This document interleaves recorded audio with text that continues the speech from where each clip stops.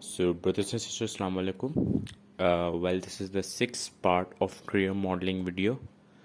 तो बिना किसी टाइम वेस्ट किए स्टार्ट करते हैं। आज जो है वो हमने हेलिक्स गियर बनाना है। जैसे पिछले वीडियो में जो है वो स्पर गियर बनाया था पैरामेट्रिक इक्वेशंस के ज़रिए, तो आज इसी तरह हम हेलिक्स गियर बनाएंगे विद पैरामेट्रिक इक्वेशंस।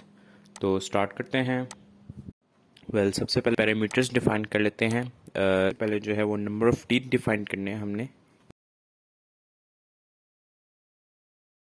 इसमें जो गियर के टीथ होंगे वो 50 हम रखेंगे। फिर दूसरा पैरामीटर जो है वो नॉर्मल मॉड्यूल का है। इसकी जो वैल्यू है वो 3.64 है। फिर उसके बाद हम पिच डायमीटर डिफाइन करेंगे।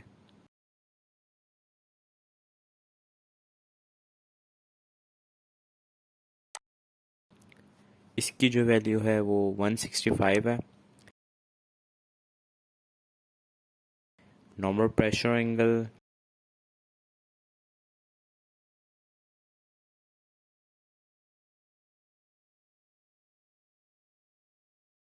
20।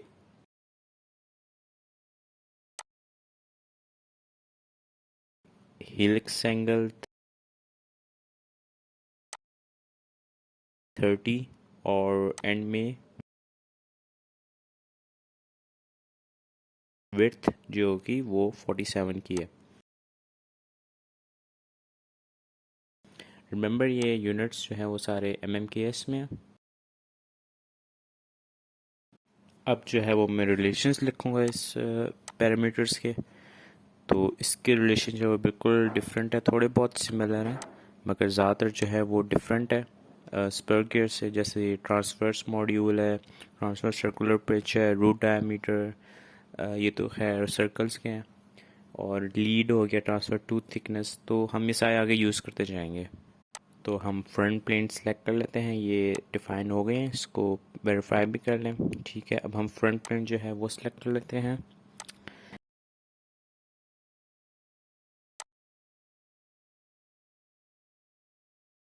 इसके ऊपर सबसे पहले जो है वो हम रूट डायमीटर उसका सर्कल बनाएंगे और यहाँ पे रूट डायमीटर लिख लेंगे, ओके प्रेस कर लेंगे। फिर उसके बाद हम इसकी जो है विड्थ डिफाइन करेंगे।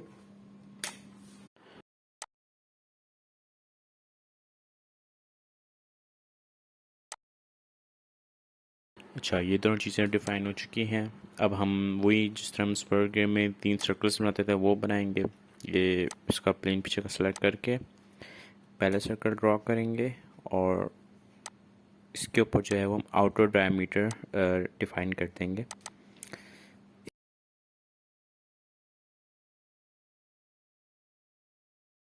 इसी तरह पर हम दूसरा सर्कल बनाएंगे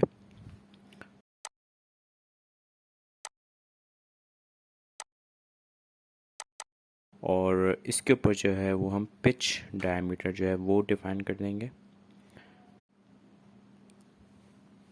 और फाइनली जो है वो हम बेस डायमीटर का सर्कल बनाएंगे।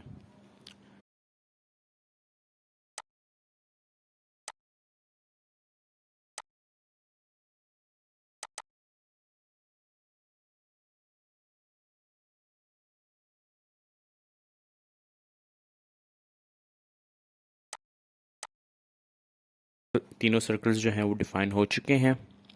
अब हमने जिस तरह कर्व की एक कर्व बना होता था उसके लिए हम इक्वेशन डालेंगे कर्व में जाके।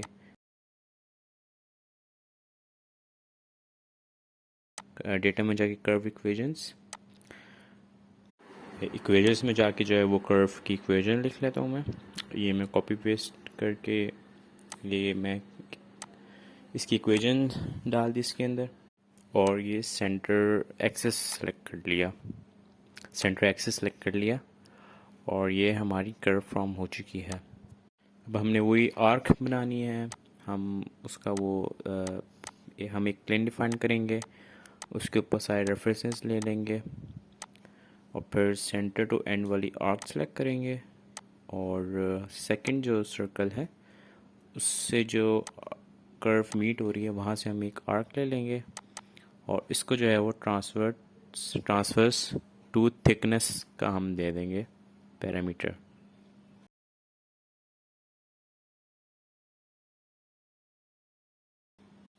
ये आर्क आ गई। अब हम वही इसका ऑफसेट लेना होगा हमने आर्क का, तो हम ये पॉइंट्स में जाके इस पे ऑफसेट की वैल्यू डालेंगे। हमें मिडल में चाहिए तो हम 0.5 की वैल्यू वहाँ डिफाइन करेंगे और ये वहाँ पे एक पॉइंट फॉर्म हो चुका है। इसी पॉइंट को सेलेक्ट करते हैं, डेटम प्लेन पे क्लिक करेंगे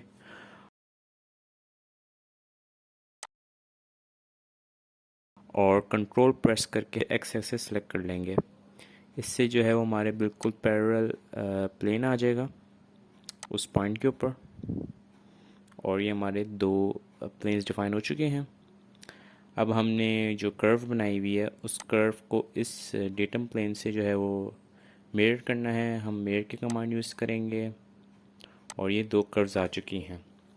अब जो है वो अब यहाँ तक तो वैसे हमारा वही काम है जो हमारा स्पर्गर वाला काम था। अब जो है वो हम हेलिक्स गेयर का काम स्टार्ट करेंगे। हम जो है वो सबसे पहले स्वीप पे जाएंगे और स्वीप पे जाके हम हेलिकल स्वीप काम करना है हम वो सेलेक्ट करेंगे। इसमें जो रेफरेंसेस हैं उसके अंदर हमने जो अपनी डेटम प्लेन बनाया है हम वो सेलेक्ट कर लेंगे और उसको हम ओरिएंट करके यहाँ से हमने एक वर्टिकल लाइन लेनी है। पहले मैं सारे ये जो है रेफरेंसेस सेलेक्ट कर लूँ। अब जो पॉइंट है वहाँ से हमने एक वर्टिकल लाइन लेंगे जो कि नीचे की तरफ आएगी। ये वो वाली लाइन होगी जो टूथ की बन रही होगी, यानी कि टूथ का जो अपर पार्ट है वो बनाने के लिए हमने जो है ये लाइन सेलेक्ट करें, ये लाइन बनाएंगे। उसके बाद हम इसके ऊपर सेंटर इसके डिफाइन करने के लिए एक सेंट्रल लाइन ले लेंगे और फिर हम जो है वो ओके दबा देंगे।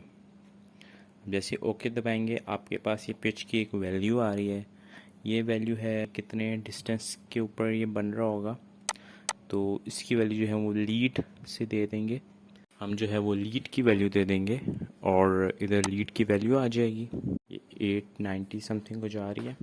अब हमने इस लाइन के ऊपर जो है वो एक और स्केच करेंगे जो कि इस लाइन से होगा और ये होगा अब हमारा यानी कि जो नीचे तक जो टूथ जा रहा हो, यानी कि टूथ की जो डेप्थ होगी टूवर्ड्स द सिलेंडर, तो ये उसके लाइन होगी। जैसे तो आप देख रहे हैं कि ये नीचे की तरफ जा रही है और इसको जब हम ये बन जाएगी आप इसको सरफेसेस पे जाएंगे तो आपके पास ये एक कर्व शेप फॉर्म हो चुकी है। मगर ये एक सरफेस बॉडी है, हमने इसको जो है वो सॉलिड बॉडी में कन्वर्ट करने के लिए हम फिर से जो है वो स्वीप की कमांड यूज़ करेंगे।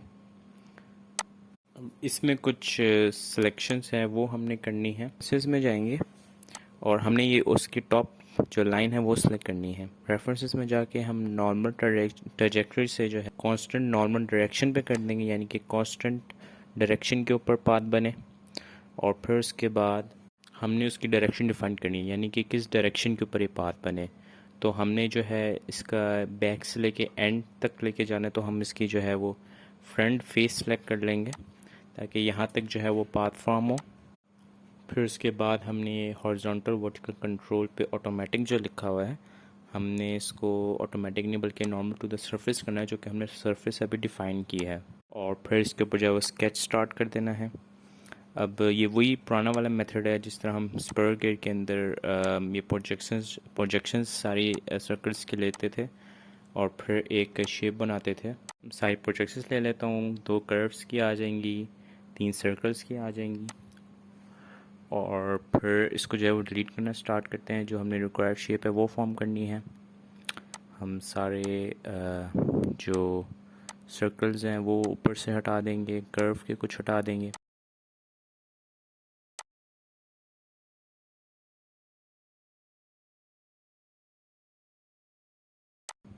अच्छा, ये कर्व ऊपर से थोड़ी मीट नहीं हुई तो हम जो है उसको स्प्लाइन से लेके कर चला लेंगे। मेरे ख़ास रिलेशंस जो हैं उनमें थोड़ा बहुत डिफरेंस आ गया स्लाइटली, इसको स्प्लाइन से थोड़ा सा फ़र्क है वैसे। और बाकी रिमेनिंग सेक्शन जो है वो हम डिलीट कर देंगे।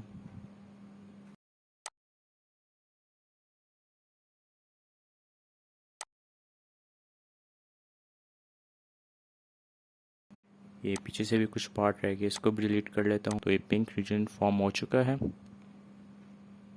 और आप जब ओके प्रेस करेंगे तो ये आपके पास देखेंगे कि ये एंगल पे जो है ये एक टूथ फॉर्म हो चुका है। अब हम इसको सबसे पहले जो है वो थोड़ा बहुत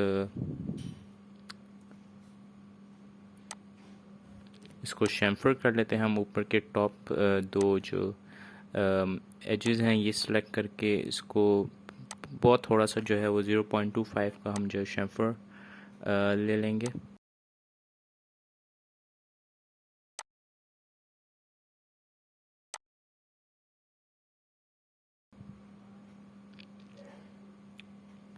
और फिर इस स्वीप को और शैम्फर को जो है वो हम जैसे पिछले स्पर की तरह हमने उसमें भी किया था ग्रुप, तो इसमें हम ग्रुप कर लेंगे और फिर फाइनली पैटर्न लगा देंगे इस टीथ को, ताकि सारे पूरे सिलेंडर के ऊपर जो है वो फॉर्म हो सके।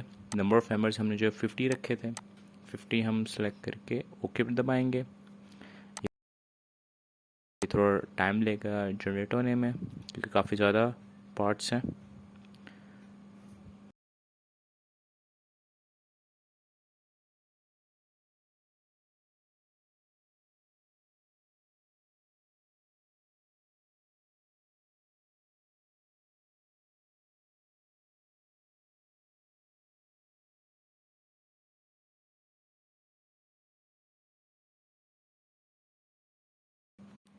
ये देखिए आपका परफेक्ट हेलिक्स गेयर जो है वो फॉर्म हो चुका है। ये सारी लाइन जो है वो मैं हाइड कर देता हूँ। अब मैंने दोनों स्पर गियर का भी और इसका हेलिक्स गियर दोनों की जो है वो पैरामीट्रिक इक्वेशन से जो है मॉडल बनाए। अब अगली वीडियो में जो है वो इनकी असेंबली होगी कि हम गियर को किस तरह असेंबल करते हैं, इनकी मैशिंग किस तरह होगी। तो अगली वीडियो भी आप ज़रूर देखिएगा। So that's it for today. Thank you so much. खुदा हाफिज़।